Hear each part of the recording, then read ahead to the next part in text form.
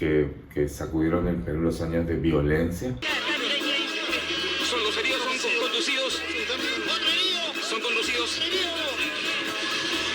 en patrulleros. La situación es realmente A cualquier persona con pelo largo le buscaban la bronca por cualquier lado, los militares, los policías, la gente en la calle. Si habría que sintetizar los 80 en el Perú, son dos plagas las que nos asolaron: terrorismo e hiperinflación.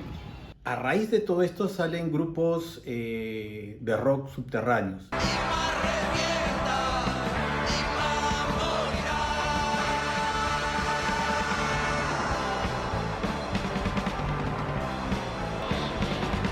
Tras 12 años de dictadura militar, Fernando Belaúnde Terry volvió al poder en 1980, pero su gobierno enfrentó el inicio del conflicto con Sendero Luminoso y una economía debilitada. En 1985, Alan García asumió la presidencia con promesas de cambio, pero su gestión estuvo marcada por la hiperinflación, la violencia y el descontento social.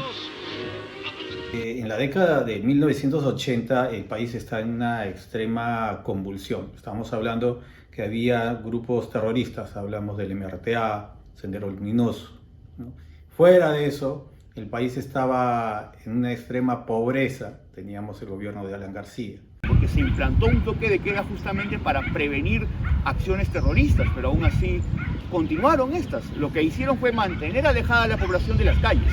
Eso pasó entre febrero del 86 y julio del año siguiente. Invitaba a una fiesta en la casa o en algún lugar, se decía, es una fiesta de toque a toque.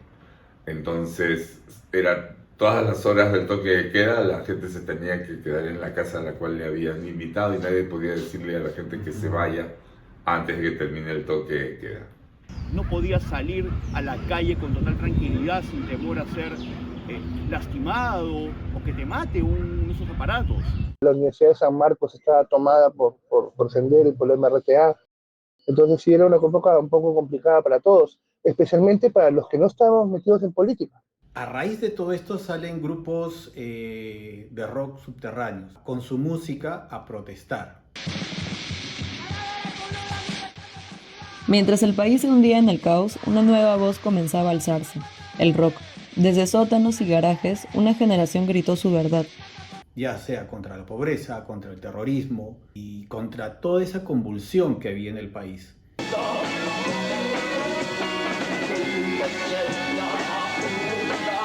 Lastimosamente, a veces tú estabas en pleno concierto y no terminabas porque se iba la luz, ¿no? O incluso la policía los bajaba porque pensaban que eran gente que metía con la subversión. Y la gente tenía que irse a su casa, aún de repente no había comenzado el concierto. Digamos que como todos vivíamos lo mismo, un poco que ya estábamos medio acostumbrados a esta cosa terrible de los apagones producidos por atentados terroristas. En ese sentido, hacer música, ser parte de la escena pop y rock en los 80 con todas esas limitaciones, era un acto de héroes, tanto para quienes lo tocaban como para quienes lo difundían. En medio del miedo, los apagones y la represión, el rock subterráneo encontró su lugar, sin apoyo, sin grandes escenarios, pero con urgencia y rabia. Surgieron voces que no podían ser silenciadas. Entre las más emblemáticas se encontraban Leucemia, Voz Propia, Narcosis y G3. En el año 85 se organiza un evento que toma el nombre de un famoso festival en Brasil, que era Rock en Río. Pero ¿cómo lo llamaron ellos? Rock en Río Rímac, organizado por la Municipalidad del Rímac en el año 85, en febrero, si no me equivoco, donde tocaron varias bandas, se cambió el cartel y uno de los músicos incluyó a sus amigos de una naciente movida subterránea que tenía mucho que decir a través de sus letras, a tal punto que cuando tocan el tema Sucio Policía, las mismas fuerzas del orden los persiguen a balazos y dan por terminado el concierto. La policía se los bajó, comenzó a disparar y se los llevó.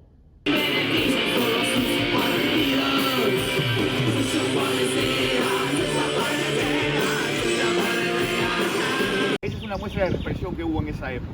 Deben haber más, pero es una de las más representativas. En esa época, digamos, si tú querías escuchar a Voz Propia, querías escuchar a Leucemia, querías escuchar a Narcosis, no ibas a poder. Tenías que ir a conciertos que se anunciaban en las universidades. Estamos hablando en el caso de la San Marcos, Ellos hacían sus panfletos, sus folletos y los repartían. En la movida subte, que se contrapone con la movida radiable, la que contaba con el apoyo de medios, de disqueras, ellos más bien estaban más comprometidos con lo que pasaba en el país.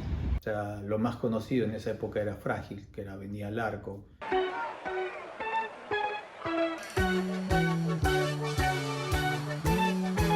Una luz reflejada, la modelo mirando a la nada. Como Río. ¿Sabes lo que siento yo? ¿Y cuánto me costó decírtelo? Miki González.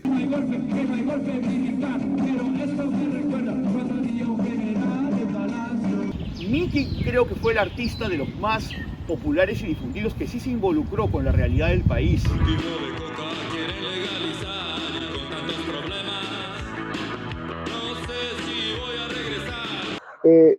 En Perú somos un país muy raro. Recién nos damos cuenta de lo que vale el Perú cuando viajamos fuera de Perú. No valoramos lo que tenemos. Siempre somos, ay no, Perú, cualquier cosa, mejor Chile, mejor Argentina, mejor Japón, mejor Estados Unidos, mejor lo que sea. Pero Perú tiene cosas muy buenas, tanto en música como en cualquier otra cosa.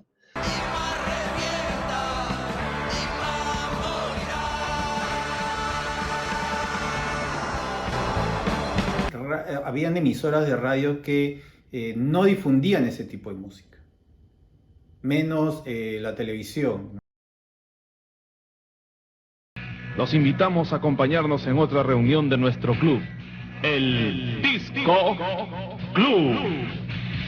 Y en televisión solamente teníamos un programa que era emitido en Canal 7, que era Disco Club, que lo dirigía Gerardo Manal.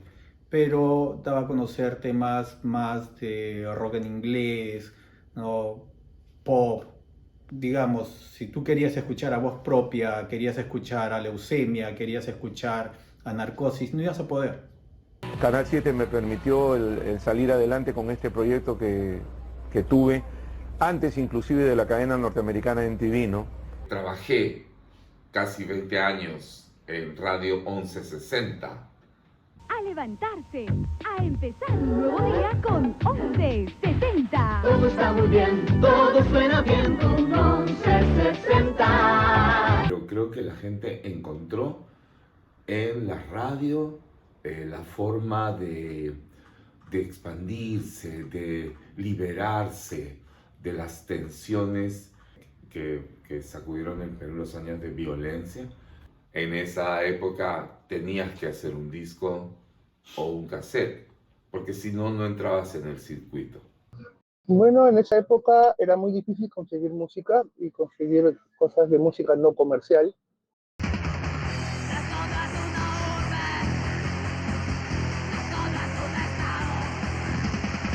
Bueno, habían fanzines más antiguos que el nuestro, pero que sacaban 20 copias, 30 copias a lo mucho, se distribuían de repente en La Colmena, en la afuera de la Universidad Villarreal, y no tenían mucha difusión, y algunos inclusive eran en inglés. Lo que nosotros buscábamos era difundir toda esta cultura y esta música en gente que no tenía acceso a ello, ¿no? En esa época era muy caro conseguir discos, era muy caro conseguir música, entonces y conseguir información sobre las bandas era muy difícil.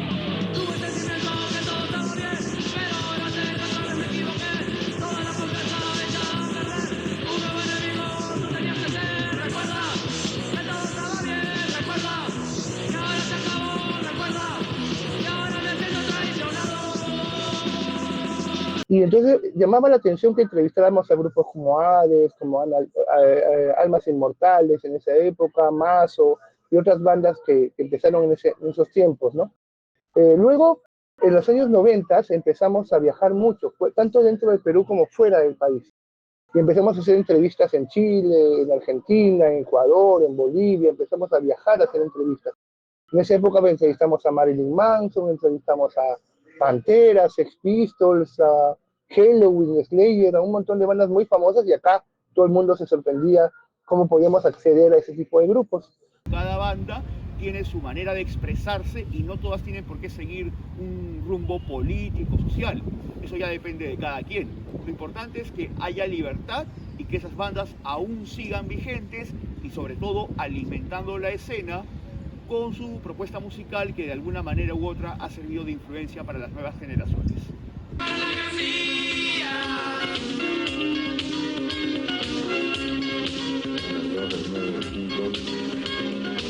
Un terrorista, dos terroristas, un guerrillero, MRTista, un traficante.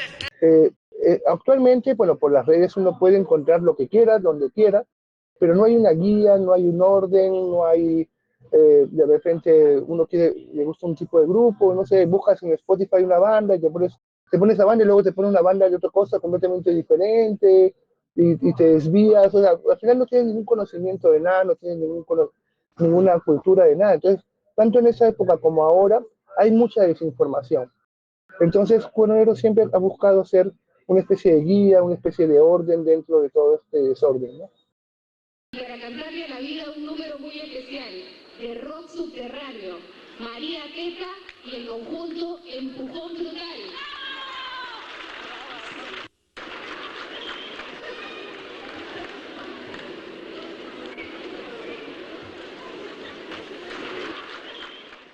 Es una generación que no ha buscado fama, simplemente ser escuchada.